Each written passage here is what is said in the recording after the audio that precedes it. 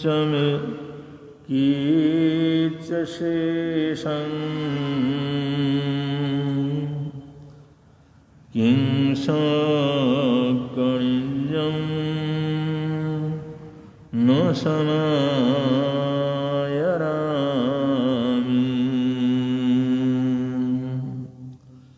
किं सकणिजं न समायरामि।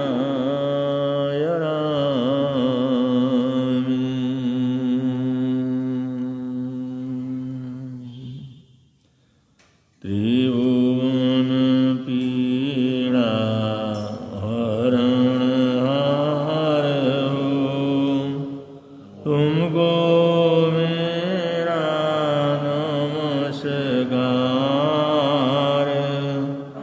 सर्व जगत के अलंकार प्रणाम तुम्हें मेरा हरवार। तीन जगत के नाथ आपके चरणों में जाऊं बलिहार।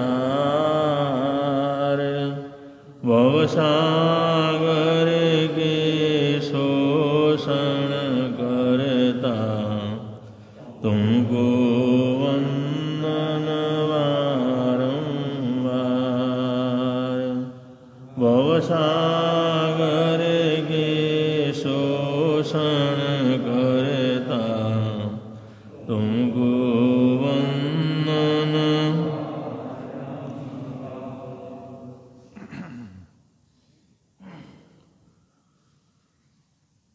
शास्त्रकार कहते हैं किं सक्कणिजं न समायरामि। बहुत बड़े बड़े जप तप, बड़ी बड़ी आराधना साधनाएं, बड़े बड़े धार्मिक अनुष्ठान, उसकी प्रारंभ में कोई शास्त्रकार ऐसी प्रेरणा नहीं देते भाई तुम्हें बहुत कुछ इतना लंबा चौड़ा करना चाहिए।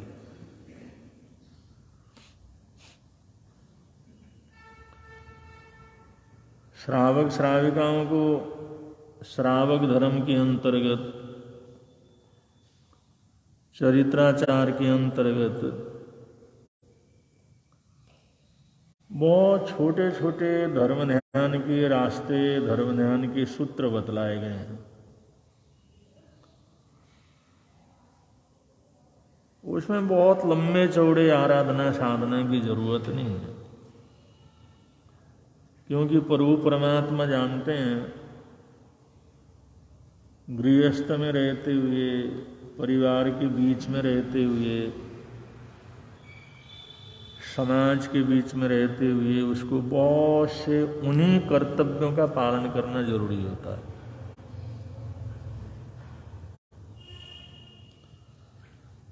गृहस्थ रोज कमाता है, काम धंधा करता है, परिश्रम करता है, अपनी एक के बाद एक जिम्मेदारियों को पूरा करता है। अगर वो सिर्फ धार्मिक अनुष्ठानों के अंदर ही लगा रहे तो पारिवारिक जो जिम्मेदारियां उनका पूरा नहीं कर सकता, सामाजिक जिम्मेदारियां पूरा नहीं कर सकता। वो जानते हैं और वो परमात्मा समझते हैं जिम्मेदारियों के बीच में रहते हुए, समाज के बीच में रहते हुए 100 तरह की जिम्मेदारियां, 100 तरह के काम जो धार्मिकता के अंतर्गत नहीं आते वो भी उसको संपादन करने होते हैं। तो इसलिए उन्होंने छोटी छोटी बातों के ऊपर ध्यान दिया है। मूल पाठ के अंदर ही कहा है किंग संकणिजम न समायरामि। बस इतना अगर आदमी कर ले, वहां रहते हुए, उस जंजाल में रहते हुए, उन कर्तव्यों को निभाते हुए, सामाजिक कार्य को करते हुए जो बड़े आराम से कर सकता है, बिना किसी जिल्लत के कर सकता है, बिना किसी ज्यादा श्रम से कर सकता है, जो आराम से कर सकता है उसका तो अभ्यास करे। जो कर ही नहीं सकता उसके लिए शास्त्रकार अपेक्षा नहीं करते। जो तुम्हारे हाथ के बाहर की बात है उसके लिए वो प्रेरणा नहीं देते। जो तुम्हारी सीमा में है, जो तुम कर सकते हो, जिसको करने में कोई किसी को तकलीफ नहीं होती, कुछ उसमें तुम्हारा नुकसान नहीं होता, आराम से कर सकते हो। कम से कम जो तुम्हारे कार्य क्षेत्र के अंतर्गत है, तुम बड़े आराम से जिसको कर सकते हो उसमें तो अभ्यास करना चाहिए। लेकिन कहाँ करते हैं लोग? अगर हम अपने चारों तरफ देखें, आज के सामाजिक वातावरण के अंदर देखें, परिवार और समाज के अंदर देखें, जो चीज आदमी बड़े आराम से कर सकता है वो करता ही नहीं। जो कर सकता है वो भी नहीं करता। करना चाहिए समझता है, दूसरों को प्रेरणा भी देता है, जानता भी है, लेकिन उसका अभ्यास करने में उसको बड़ा आलस आ जाता है। अब ये भी तो प्रमाद के अंतर्गत ही है। छोटी छोटी बातों को भी एक अभ्यास के साथ आगे नहीं बढ़ा सकता जो कि बड़े आराम से कर सकता है। शास्त्रकार उसी की तरफ संकेत करते हैं। ये जो शिक्षा व्रत हैं, श्रावक के शिक्षा व्रतों के अंदर यही प्रेरणा दी गई है। जो तुम नहीं कर सकते हो तो छोड़ो, जो तुम्हारी पहुंच से बाहर हैं उनकी चिंता मत करो, लेकिन जो कर सकते हैं उसको तो कर लो। अब 24 घंटे में अगर जो 48 मिनट का समय निकालना कोई कठिन नहीं है, आदमी निकाल सकता है, बड़े आराम से निकाल सकता है।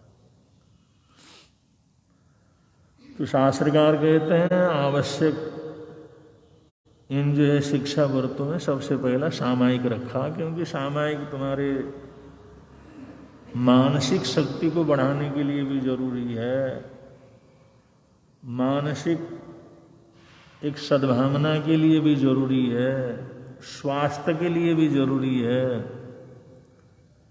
आराधना साधना का थोड़ी देर दुनिया के झंझटों से एकदम अलग रहना ये भी बहुत जरूरी है, क्योंकि ऐसा करेंगे तो कार्य करने की और शक्ति बढ़ेगी, उसके अंदर और एकाग्रता बढ़ेगी और सद्भावना बढ़ेगी। अगर इंसान सुबह सुबह उठे, नहा धो करके जो भी नित्य नियम करके एक सामायिक कर ले, तो उसका सारा दिन एक व्यवस्थित रूप से क्या करता है, चलता है।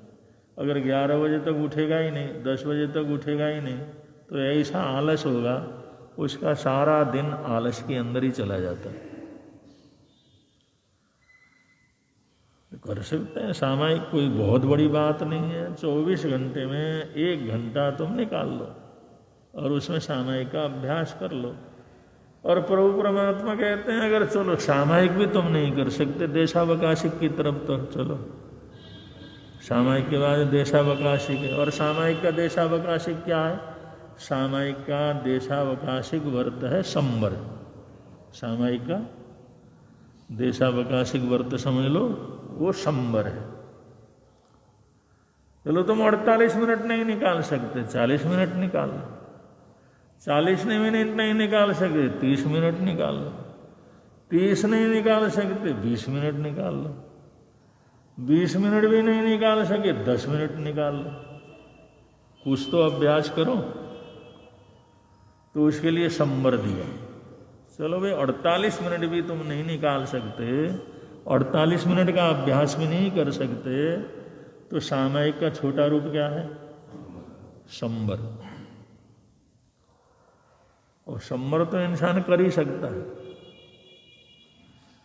कभी भी कोई भक्तांबर करना हो, वशग्गर का पाठ करना हो, जाप करना हो, या प्रार्थना करनी हो, या धर्म ध्यान करना हो, कुछ भी छोटा मोटा काम करना हो, तो उस समय तुम जो है संबर का अभ्यास कर लो। और संबर में क्या है? करे में बनते संबर, हे भगवान मैं संबर करता हूँ, हे प्रभु परमात्मा मेरी संबर करने की भावना है, संबर करता हूँ। प्रतिज्ञा सूत्र है, करे में बनते संबर, मैं संबर करता हूँ। सावज्जम जोगम पचखामी, उतने देर के लिए जितने भी सावध योग हैं सबका त्याग कर देता हूँ। जो भी पाप है, जो भी नहीं करना चाहिए, जो भी अशुभ है, जब तक मैं संवर करूं तब तक के लिए सब कुछ उनसे इसको मैं क्या कर देता हूं, छोड़ देता हूं। सामायिक में भी तो यही है ना, सभी सावध योगों को तो सामायिक के अंदर छोड़ा जाता है। तो संवर के अंदर भी यही प्रतिज्ञा करता है, करें मनते संवरम, हे प्रभु परमात्मा मैं संवर करता हूं। सावज्जम योगम पचखामी, सावध योग का त्याग करता हूं। और 5 आश्रव और 18 पापों का पचखाण करता हूं। 5, अगर सावध योग नहीं समझ में आए तो ये दूसरी लाइन के अंदर हुआ, सावध योग का पचखाण करता हूं, इसका मतलब 5 आश्रव जो कर्म के आने के रास्ते हैं, और 18 पाप, वो तो इंसान पाप पुण्य की बात तो सुनता रहता है, तो 18 पर के पापों का पचखाण प्रत्याख्यान करता हूं। दुवियम दुवियण, न करूंगा न कराऊंगा, दुवियम दुवियण न करूंगा न कराऊंगा। मनसा वैसा कायसा, मन से भी, वचन से भी, काय से भी। यावत नमक कारण न पारे में, जब तक मैं नमकार मंत्र पढ़ करके उसको पार लूं तब तक के लिए। कब तक के लिए? जब तक नमकार मंत्र पढ़ करके न पार लो। अब वो 5 मिनट के बाद नमकार मंत्र पढ़ लो तो भी पार ना हो गया, 10 मिनट के बाद नमकार मंत्र पढ़ लो तो भी हो गया। अगर 5 मिनट का भी हम निश्चित नहीं कर सकते तो कम से कम ये तो कर सकते हैं, जब तक मैं नमकार मंत्र करके पारता नहीं तब तक के लिए 18 पापों का मेरा पचखान है, 5 आश्रव का पचखान है, सावध योग का पचखान है। तो इतना जो है, अब कितना सरल रास्ते बतलाए हैं, कितने सुंदर रास्ते बतलाए हैं, जिससे हम ये थोड़ा थोड़ा भी अभ्यास करेंगे तो हमारा जीवन सुरक्षित रहता है। जीवन को सुरक्षित रखना, जैसे हमारे को घर को सुरक्षित रखना होता है, मकान को सुरक्षित रखना होता है, अपने खेती है तो उसको सुरक्षित रखना होता है, ऐसे हमारी दुकान है तो उसको सुरक्षित रखना होता है, हमारी कार्यशाला है उसको सुरक्षित रखना होता है, हमारा बगीचा है उसको सुरक्षित रखना। अब सुरक्षित रखने के लिए कुछ न कुछ तो करते हैं। सारा दिन घर में तो नहीं बैठे रहते, या सारा रात दिन दुकान में तो बैठे नहीं रहते, रात दिन खेतों में जाकर के तो नहीं बैठे रहते, रात दिन कहीं बगी में जा करके सोते तो नहीं, लेकिन सुरक्षा की व्यवस्था तो करते हैं ना कुछ नहीं। आते हैं जाते हैं, एक बार चक्कर लगा लेते हैं, देख लेते हैं, सुरक्षा हो जाती है उसमें। अड़ोस पड़ोस सबको पता लगता है, मालिक आता है देखता है, चक्कर लगा करके जाता है, इसलिए सब जो सावधान भी रहते हैं, भाई ऐसा कुछ नहीं करना। तो ये जीवन की सुरक्षा के लिए कम से कम इतना तो जरूरी है, किसी का अभ्यास करें, सामायिक नहीं कर सकते, कम से कम संबर का बाढ़ तो उसकी चारों तरफ लगाएं। संबर थोड़ी देर के लिए, कितने मिनट के लिए? जितने मिनट तक हम नमकार मंत्र पढ़ करके न पारे में न पार लूं। अब छोटा सा जो है ये प्रतिज्ञा सूत्र है, ये तो बच्चे से लेकर के बड़े सबको ही याद होना चाहिए। करीबन सामायिक करने वाले को तो याद ही है, लेकिन सबको सिखा देना चाहिए। हर घर का प्रत्येक व्यक्ति इस पाठ को सीख ले। कितना कठिन है, करे में मनते संवरम, सावज्जम जोगम पचखामी, 5 आश्रव 18 पापों का पचखान, दुवियम तिवियणं मननं वायणं कायणं, यावत नमुक कारण न पारेमि तस्वंते परिक्रमामि निन्नामि गरियामि अपाणम गोचरामि। बस 5 सेकंड जो है इसको पढ़ लिया, हमारा संबर वहां पर शुरू हो गया। अब इंसान रोज संबर का अभ्यास करे, रोज संबर का अभ्यास करे तो अभ्यास करते करते भी सामायिक की गहराई के अंदर पहुंच सकता है। लेकिन अभ्यास करने की जरूरत होती है, क्योंकि दुनिया के अंदर जिन्होंने भी सफलता प्राप्त की है, जो भी आगे बढ़ते हैं, वो अभ्यास से ही आगे बढ़ते हैं।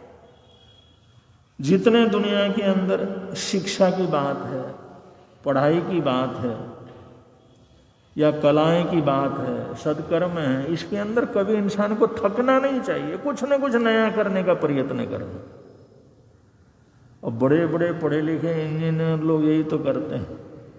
इंजीनियर बड़े बड़े होते हैं, पढ़ने के बाद पढ़ना ठप थोड़ी रखते हैं और पढ़ते रहते हैं। इससे अच्छा और क्या किया जा सकता है, इससे अच्छा नक्शा क्या बनाया जा सकता है, इससे भी अच्छी चीज़ क्या बनाई जा सकती है।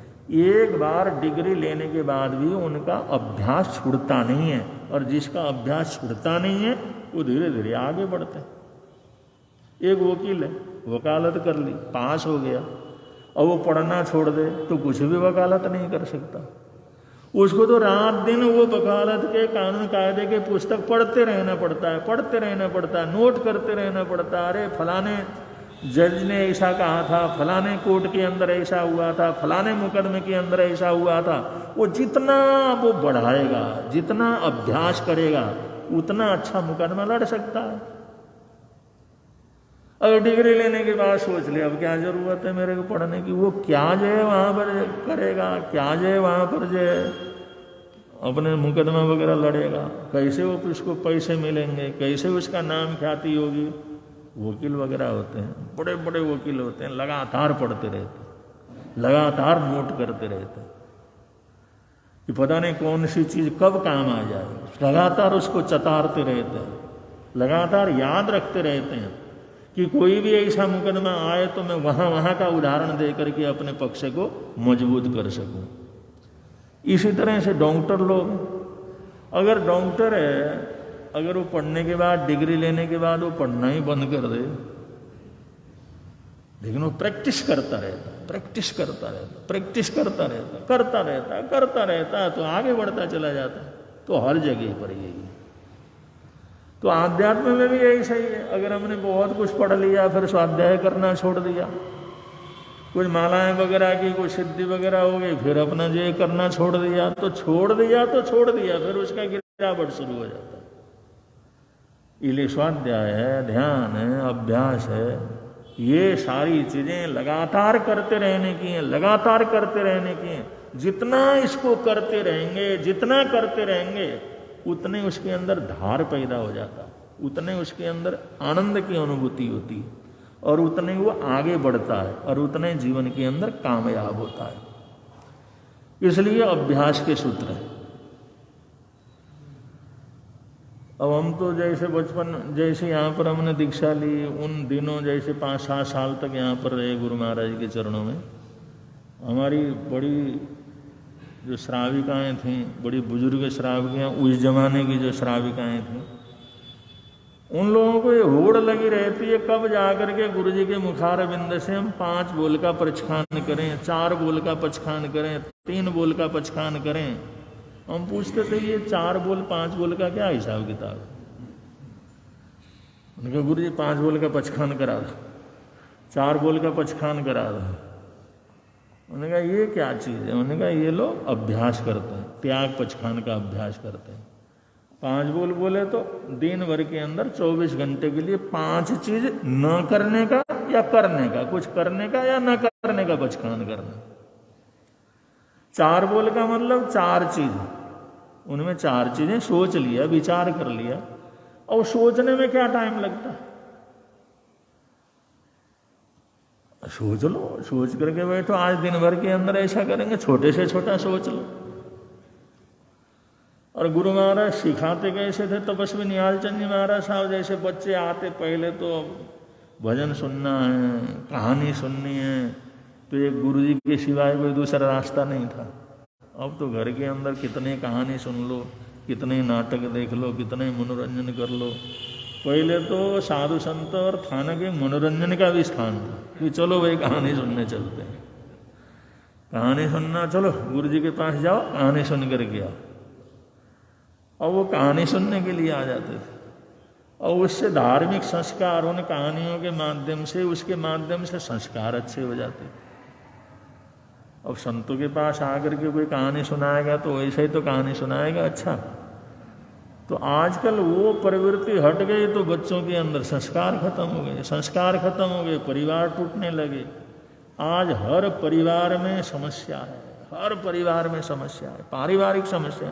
अब हम पारिवारिक समस्या में इतने उलझे रहते हैं, आदमी क्या साधना क्या करे, क्या आगे बढ़े, क्या धर्म की आराधना साधना करे, रोज टेंशन रहता है, रोज टेंशन रहता है। ये तो पूरा टेंशन से क्या कर गया, भर गया। और तपस्वी महाराज जी के कहानी सुनाने के लिए सब आ जाते बैठे, गुरु जी कहानी सुना, और कहानी सुनाते छोटा मोटा। मैंने कहा चलो भाई अब पचखान कर लो, तुम लोग पचखान करो भाई। मैंने कहा गुरु जी कराओ पचखान। भाई आज किसी राजगद्दी के ऊपर नहीं बैठना। उन्होंने कहा बिल्कुल बिल्कुल बिल्कुल करा दो, आज नहीं बैठेंगे हम। आज हाथी की सवारी नहीं करना। और वो हाथी की सवारी किसने करना है, लेकिन वो बोलते थे आज हाथी की सवारी कोई नहीं करेगा, ठीक है हम हाथी की सवारी नहीं, सबको मंजूर है, सारे हम मंजूर है सब। फिर कहना आज किसी शेर को नहीं पकड़ना। उन्होंने कहा नहीं पकड़ेंगे, आज शेर को नहीं पकड़ेंगे। फिर आखिर के अंदर कहते एक नमकार मंत्र की माला जरूर पढ़ना। हाँ बिल्कुल पढ़ेंगे पढ़ेंगे। वो 3 चीज में जोश आ जाता था और एक चीज पक्की हो जाती। ऐसे 2-3 चीज उनको बतला देते और आखिर में कहते आज माता पिता के चरण जरूर छूना। उन्होंने कहा हाँ बिल्कुल बिल्कुल ठीक है। वही सब नियम पालन करोगे ना। तो 3-4 तो ऐसे होते थे जिनका कोई काम ही नहीं पड़ता, लेकिन उसी लिहाज में वो जो 4था 5वां जो काम आने वाला है वो भी बड़े हर्षोल्लास के साथ है।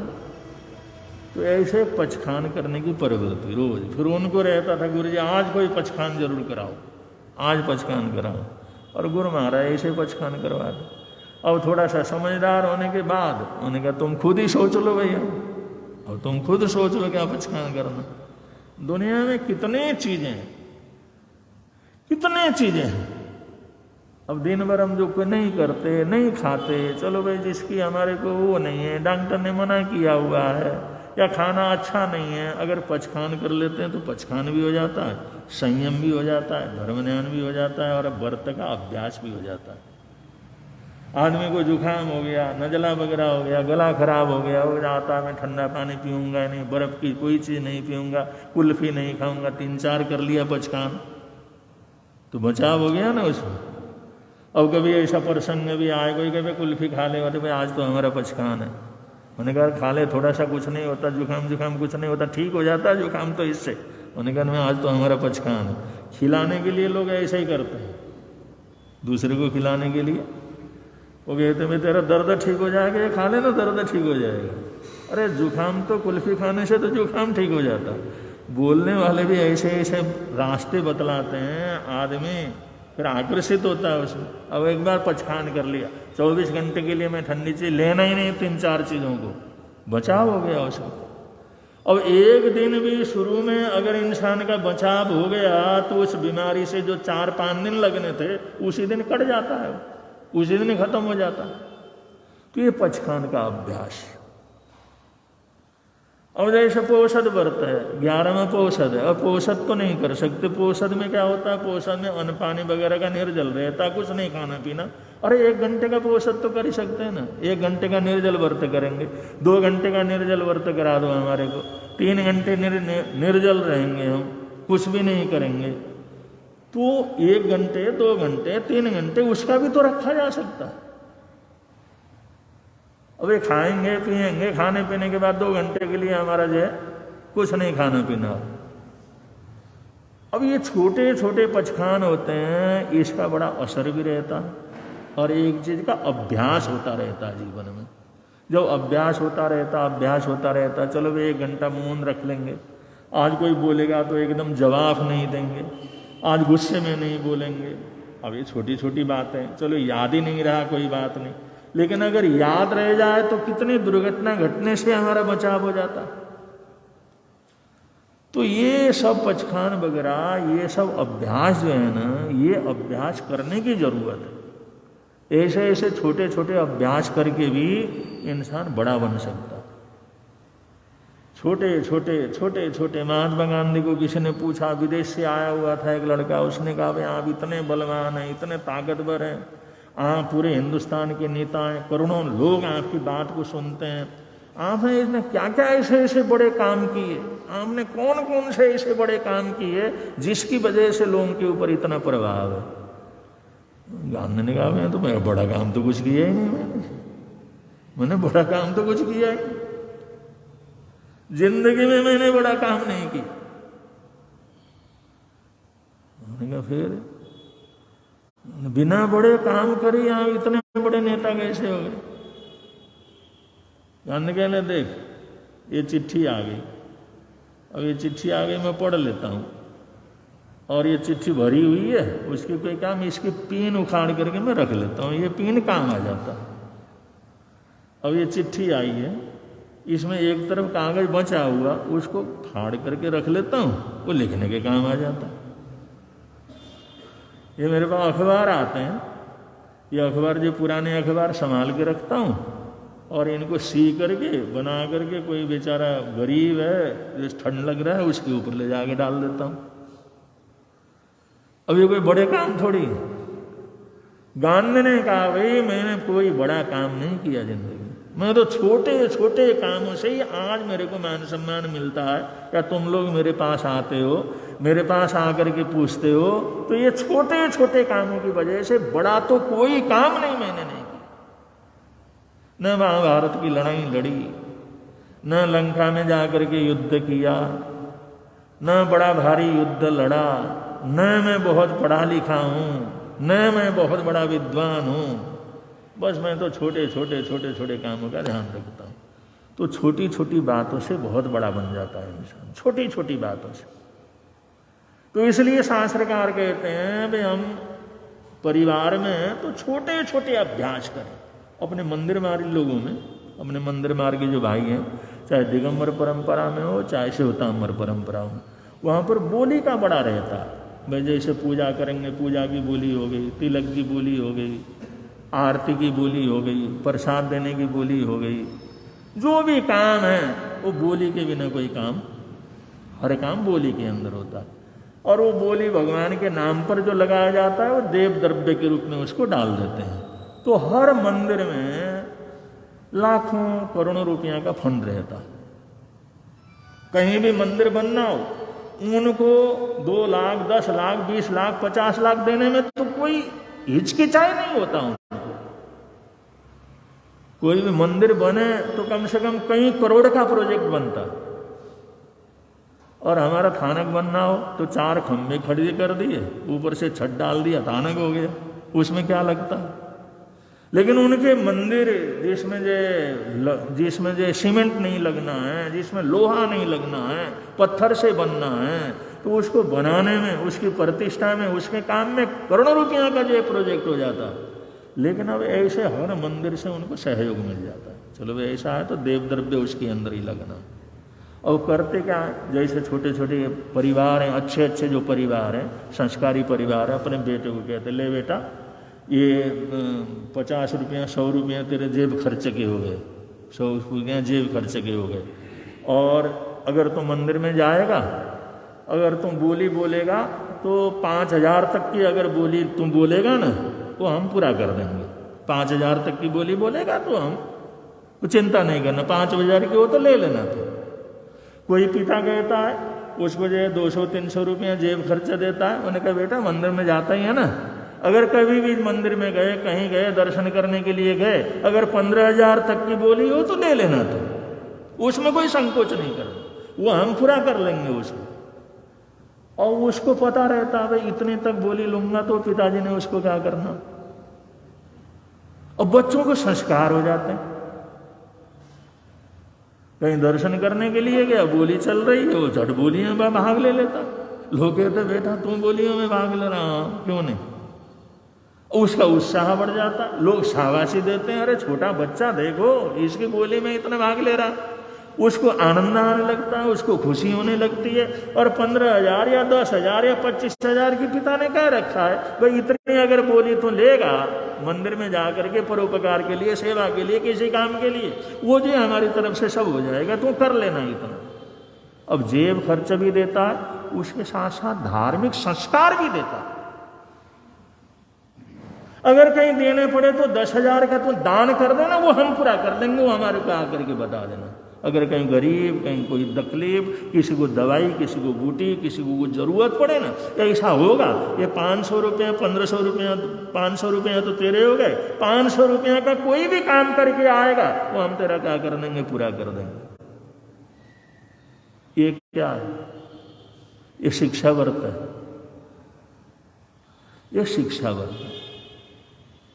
यही से बच्चों को धर्म से जोड़ा जाता है, आराधना साधना से जोड़ा जाता है, उनका हौसला बढ़ाया जाता है। और यही आदत उनकी पड़ती है तो आगे जाकर के लाखों लाखों की बोली ले लेते हैं। एक बीज वपन हो जाता है उनके जीवन के अंदर। तो हम जो कर सकते हैं, जो हमारी करने की कैपेसिटी है, जो करना चाहिए, अगर ऐसा हम करते रहें, ऐसा अभ्यास करते रहें, ऐसा अभ्यास करवाते रहें, इसी से धर्म की जाहो जलाली बढ़ती है। अगर ऐसी बातों के ऊपर ध्यान नहीं देते, इन छोटी छोटी बातों की तरफ ध्यान नहीं देते, तो हम धर्म की जाहो जलाली क्या कर सकते? नहीं कर सकते। जो हम कर सकते हैं, जैसे कर सकते हैं, कर गुजरने का प्रयत्न करना चाहिए। ऐसा करने वाले ये शासन की सेवा करके अपने जीवन को भाग्यशाली, पुण्यशाली बना सकते हैं। बच्चों के अंदर दान, पुण्य, परोपकार, सेवा की भावना पैदा कर सकते हैं। और वो बच्चा जाता है, पिताजी ने कह रखा, अगर कहीं पर किसी गरीब को, किसी जरूरतमंद को, किसी भूखे को, किसी ऐश को अगर देना पड़े तो 500 तेरा ये खर्चे का हो गया, 500 का धर्म ध्यान का कोई काम करेगा, दान पुण्य का, वो हम तेरे को राम को दिया करेंगे, दे देंगे पूरा। और कोई कोई तो उसको 500 का जो धर्म ध्यान करने के लिए उसके जेब में, ये 500 का तेरा जेब खर्च है, 500 का दान पुण्य धर्म ध्यान करने के लिए, तू आकर के मेरे को बता देना क्या किया। और जो भी करेगा आगे बताएगा, और उसको एक बार आनंद आने लग गया तो फिर तो अपने हिस्से का भी डाल देगा उसके अंदर। तो ये अभ्यास के व्रत हैं, शिक्षा व्रत हैं। ये शिक्षा व्रतों के माध्यम से ही हमारे को आध्यात्म, वो साधना की तरफ आगे बढ़ने में बड़े सहायक होते हैं। आगे इन व्रतों का विवेचन, आगे जो अभी तो कई व्रत पूरे करने हैं तो प्रसंग पूरा करेंगे, आगे चलाएंगे। आप लोग आए, सुना, सबको बहुत बहुत मंगल कामनाएं, सद्भावनाएं। बड़े प्रेम से आप लोग बोलेंगे, मिलता है आनंद प्रभु की वाणी से, मिलता है आनंद प्रभु। प्रवर्तक शांति गुरुवर प्यारे, प्रवर्तक शांति गुरु, जीवन नैया के रखवारे, जीवन नैया के जोड़ गए संबंध प्रभु की वाणी से, जोड़ गए संबंध प्रभु की वाणी से। मिलता है आनंद प्रभु की वाणी से, मिलता है आनंद प्रभु। आज का प्रत्याख्यान, कल से सबने सोचना, एक आधा हमारी एक बहन जी खड़ी होती हैं, उनकी वजह से सबकी लाज रहती है तो सबको एक आधा दो चीज छोड़ देना चाहिए। बंधारा पचखान करवा देते हैं, तो कब करेंगे तो अच्छा लगेगा, देखने वालों को भी अच्छा लगेगा, जो घरों में बैठ करके देख रहे हैं उनको भी अच्छा लगेगा। अरे इतने लोग त्याग पचकान कर रहे हैं, आपकी अपने मन धारण के अनुसार पचकान ऐसा तसंते परिक्रम अब संघ की तरफ